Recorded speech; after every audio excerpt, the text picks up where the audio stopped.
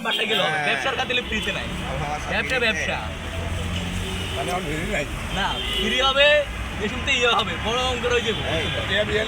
আচ্ছা ঠিক আছে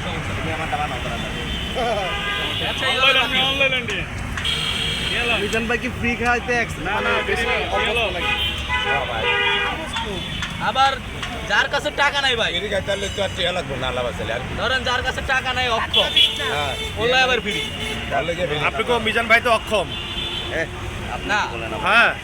না মিজান ভাই ইয়া না তাহলে ফ্রি খাইতে চাই লোকের উনি জিজ্ঞেস করছে ফ্রি আছে কিনা আচ্ছা তারে কি ফ্রি একটা বাচ্চা আইছে তারে কি ফ্রি খাওয়াবেন ধরেন ছোট একটা বাচ্চা ব্যবসা করতে ফ্রি খাওয়াইব কত হ্যাঁ? কেন ফ্রি একটা খাওয়াবেন বাচ্চা আইছে ওর কাছে টাকা নাই তো ওর এই জন্য ওর একটা দিল তাই ও তার মানে হচ্ছে মিজান ভাইকে আপনি ফ্রি খাওয়াইতেন যদি ওনার কাছে টাকা না থাকতো তাই তো ওনার কাছে এখন টাকা আছে টাকা আছে ওনার কাছে ঠিক আছে আমরা যাই দেখি ওনার প্রিয় বন্ধুরা আমি আবারও মিজান ভাইয়ের সাথে একটু কথা বলার চেষ্টা করব ভাই আপনি একটা জিনিস মনে রেখে আসছেন কোথাও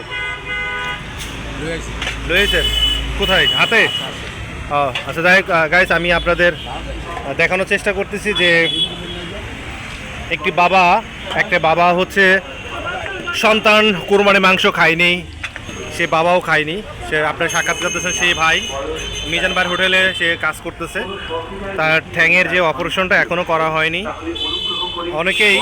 তাকে নাম জানতে চান আসলে মিজান ভাইয়ের হোটেলে আসলে পাবেন আপনাদের সামান্য সহযোগিতায় একজন অসহায় মানুষ তার পরিবারের কাছে ফিরে তো বন্ধুরা আমি একটু কথা বলার চেষ্টা করতেছি যে এখানে অনেকেই আসছে ওখানেই আছে আমরা একটু দেখানোর চেষ্টা করতেছি যে এখানে খাওয়ানোর জন্য সবাই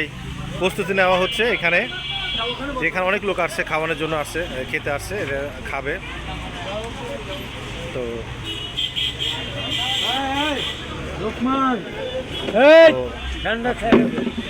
দেখতে পাচ্ছেন যে আপনারা এখানে সবাই খেতে আসছেন মূলত গরু এক মুরগি আছে না তো প্রিয় বন্ধুরা আপনারা দেখতে পাচ্ছেন যে এখানে হচ্ছে সবাই মিজান ভাইয়ের হোটেলে মজা করে খেতে আসছে তো এখানে আসলে জনপ্রিয়তা এত বেশি যে আপনি অনেকেই মিজানের কাছে আসে দেখা করতে